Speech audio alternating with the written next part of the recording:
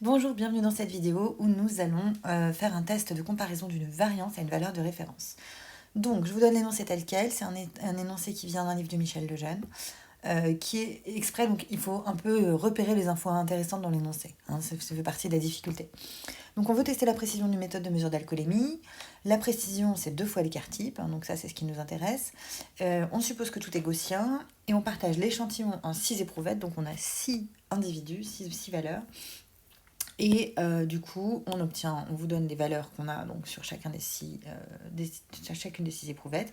Et la question qu'on pose, c'est la précision est inférieure à 0,1 pour alpha égale 5%. Donc, première remarque, si la précision est inférieure à 0,1, nous on a dit que la précision c'était 2 fois l'écart type, donc ça veut dire que l'écart type sigma est inférieur à 0,05, et du coup ça veut dire que la variance elle est inférieure à 0,025. C'est ça qu'on veut tester, hein. Donc, nous, ce qu'on nous dit, c'est qu'on a un échantillon x1, x2, xn, avec n égale 6, qui sont donc IID selon une loi normale, pourquoi x? Non, normale de moyenne m et de variance sigma carré, qu'on ne connaît pas.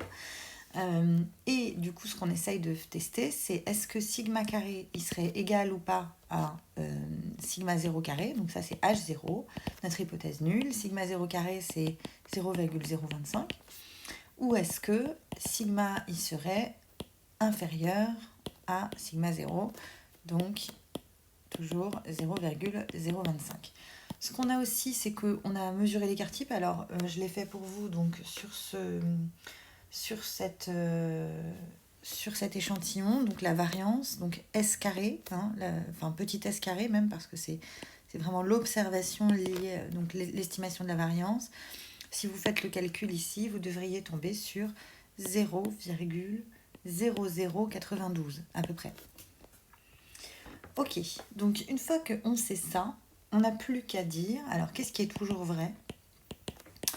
C'est que vous avez une loi, alors qu'est-ce qui est toujours vrai? Il est toujours vrai que, je vais appeler ma statistique de test C pour qui 2, hein, parce que ça va suivre une loi du qui 2. Donc, il est toujours vrai que n-1 fois S carré, donc ça c'est l'estimateur de la variance, corrigé, hein. En fait c'est S carré n-1, hein, sur sigma carré, que ça, ce machin-là, suit une loi du qui 2 de paramètre n-1. Donc ça se démontre avec le théorème de Cochrane. Ok, et donc ça, c'est si tout le monde est gaussien, bien sûr, hein. Donc ça, c'est si on ne connaît pas la moyenne.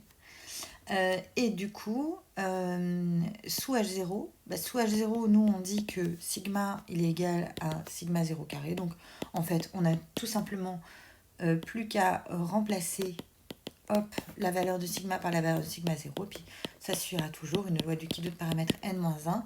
Donc dans notre cas, n égale 6, donc c'est un qui 2 à 5 degrés de liberté. Et quand on fait l'observation, donc c'est observé. Du coup, je remplace par donc n-1, ça fait 5, 6 moins 1. S carré tout à l'heure, donc je vous ai dit que l'observation c'est 0,0092 et je divise par mon fameux 0,025. C'est ça? Alors, vous savez quoi? J'ai oublié un 0. Non, c'est bon. Ok. Très bien, c'est parfait. Donc ça, je ne l'ai pas calculé, donc je le fais tout de suite. Ça me donne, donc 5 multiplié par 0,0092 divisé par 0,025, ça fait 1,84. Donc là, on va aller regarder ensemble la table de la loi du qui 2. Donc pour un niveau de risque de 5%, alors il faut faire très attention avec la table du qui 2 parce qu'elle n'est pas symétrique, hein. Vous voyez que contrairement à la loi normale, si vous tracez un trait ici, la partie gauche et la partie droite ne sont pas du tout en miroir. Donc nous, ce qu'on veut faire, c'est regarder, donc vous allez regarder la bonne ligne, c'est-à-dire le nombre de degrés de liberté, dont on a dit que c'était 5, donc on va regarder cette ligne-là, et on va comparer donc notre valeur obtenue avec la valeur pour 5%, hein.